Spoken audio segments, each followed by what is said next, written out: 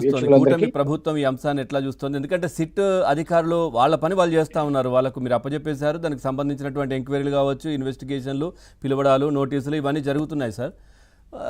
ఇంకా ఎందుకు వాళ్ళు ఈ చట్టాల్లో ఉన్నటువంటి అంశాలను పెట్టుకొని ఇక కోర్టుల దగ్గర వెసులుబాటు తెచ్చుకోవడమో లేదంటే ఇట్లా పై కోర్టుకు వెళ్ళడమో ఇట్లాంటివి ఇంకా జరుగుతున్న పరిస్థితులు కదా, ఏమనిపిస్తుంది?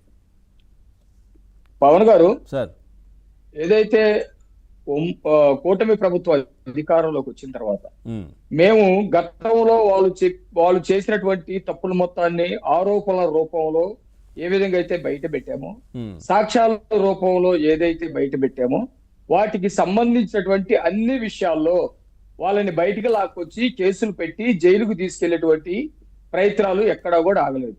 కాకపోతే శ్రీనివాసరావు లాంటి వాళ్ళు చాలా మంది ఈ రాష్ట్రంలో బాధితులు, నష్టపోయినటువంటి వాళ్ళు, వాళ్ళ యొక్క పోకడల్ని తట్టుకోలేనటువంటి వాళ్ళు ఇమ్మీడియట్ గా రోడ్డు మీదకి లాక్ రావాలి, గుడ్డలప్పు తీసి వాళ్ళని రోడ్డు మీద ఊరేగించాలి, తొందరగా జైలుకు పంపాలి, శిక్షలు వేయాలని చెప్పేసి తహతహలాడుతున్న మాట నిజమే, మాకు కూడా ఉంది. కానీ మేము ఏది చేసినా సాక్ష్యాలని ఆధారాల్ని తీసుకొచ్చి బయట పెట్టి వాళ్ళు ఎప్పటికీ బయటకు రాకుండా చేయాల్సినటువంటి బాధ్యత కూడా మా మీద ఉంది. ముఖ్యంగా ఈ రోజు మనం మాట్లాడుకున్నటువంటి కేసు ఏదైతే ఉందో మద్యానికి సంబంధించినటువంటి పెద్ద కుంభకోణం, నిజంగానే అందరూ అన్నట్టు ఢిల్లీ మద్యం కేసు కంటే కూడా ఇది 100 రెట్లు ఎక్కువైనటువంటి కేసు.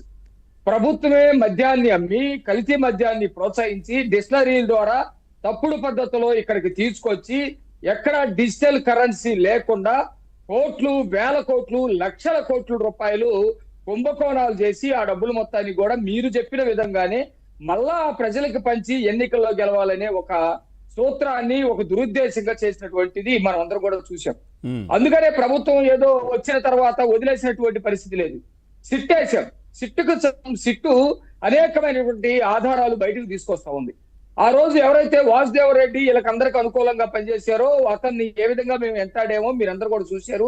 అతను కూడా చాలా కాలం పరారిలో ఉన్నటువంటి పరిస్థితి.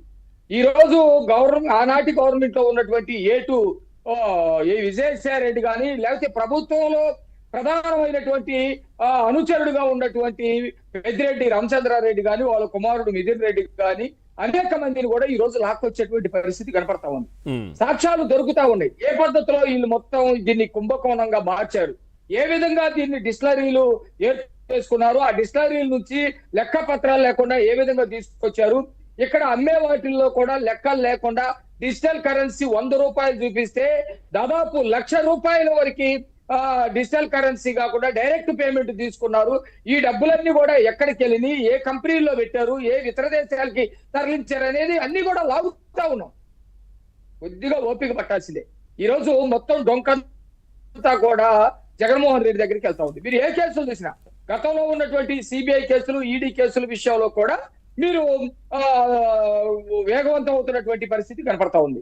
జగన్మోహన్ రెడ్డి అవినీతి కేసులు, తప్పుడు పద్ధతిలో సూట్ కేసులు ఏర్పాటు చేసినవన్నీ కూడా ఈ రోజు బయటకు వస్తా ఉంది.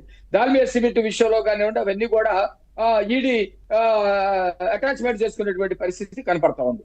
కసిరెడ్డి ఎవరైతే రాజు ఉన్నాడో అతని ద్వారాగా అనేకమైనటువంటి కార్యక్రమాలు జరిగిన తర్వాత వాళ్ళ తండ్రి అయినటువంటి ఉపేందర్ రెడ్డిని విచారిస్తా ఉన్నారు, వాళ్ళ కుటుంబ సభ్యుల్ని విచారిస్తా ఉన్నారు, ఎక్కడికి డబ్బులు వెళ్ళిపోయిననే పద్ధతిలో. అయితే వీళ్ళలో మార్పు వచ్చిందా అని చెప్పేసి శ్రీనివాస్ గారు లేకపోతే ఇంకొకరు కోరుకుంటే కాదు. వాళ్ళు కరుడు కట్టినటువంటి నేరస్తులు కరుడు కట్టినటువంటి నేరస్తులు ఏ విధంగా ఉంటారంటే కోర్టుల్ని లెక్క చేయరు, చట్టాలని లెక్క చేయరు. ఎక్కడ చట్టాల్లో లొసుకులు ఉన్నాయి, న్యాయస్థానాల్లో లొసుకులు ఉన్నాయి అని చెప్పేసి చూస్తా ఉండేటువంటి పరిస్థితి. ఆ పద్ధతిలోనే కోర్టుల దగ్గరికి పిటిషన్ మీద పిటిషన్లు వేస్తా ఉన్నారు. అసలు విషయాన్ని పక్కదారి పట్టించి వాళ్ళు పెట్టేటువంటి పిటిషన్లు విచారణలు చేసి మొత్తం కూడా తప్పుదారి పట్టించేటువంటి ప్రయత్నాలు చేస్తా ఉన్నారు. మీలాంటి నాలాంటి సామాన్యులు అనుకోండి, ఎటువంటి కోర్టు దగ్గరికి వెళ్ళడానికి ఆ స్థాయి డబ్బులు మన దగ్గర ఉండవు, పెద్ద పెద్ద లాయర్లు మనం పెట్టుకోలేము, లేకపోతే ఇమ్మీడియట్ గా కోర్టుల్లో కదిలించేటువంటి పరిస్థితులు మనం తీసుకురాలేము.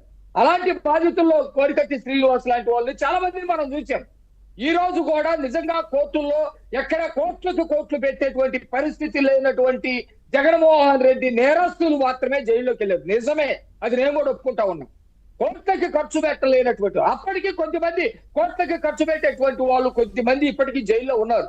వంశీ లాంటి వాళ్ళు కానీ లేకపోతే కొద్దిమంది ఉన్నటువంటి పరిస్థితి కూడా చూస్తా ఉన్నాం. మిగతా వాళ్ళందరూ కూడా వెళ్తారు.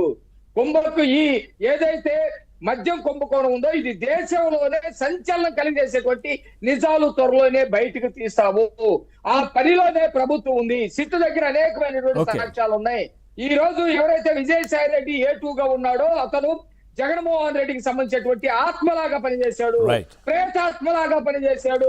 ఏ కారణాల చేతనైనా బయటకు వచ్చి కసిరెడ్డి రాజు విషయం కానివ్వండి, మిథున్ రెడ్డి విషయం కానివ్వండి, అదాని డిస్టలరీ విషయం కానీ మొత్తం ఎవరు చేయించారనేటువంటి విషయాలు కానీ ఖచ్చితంగా తన కోసమో తన రక్షణ కోసమో ఇంకో దానికోసమో విజయసాయి రెడ్డి చెప్పేటువంటి అవకాశాలు కూడా ఉన్నాయి.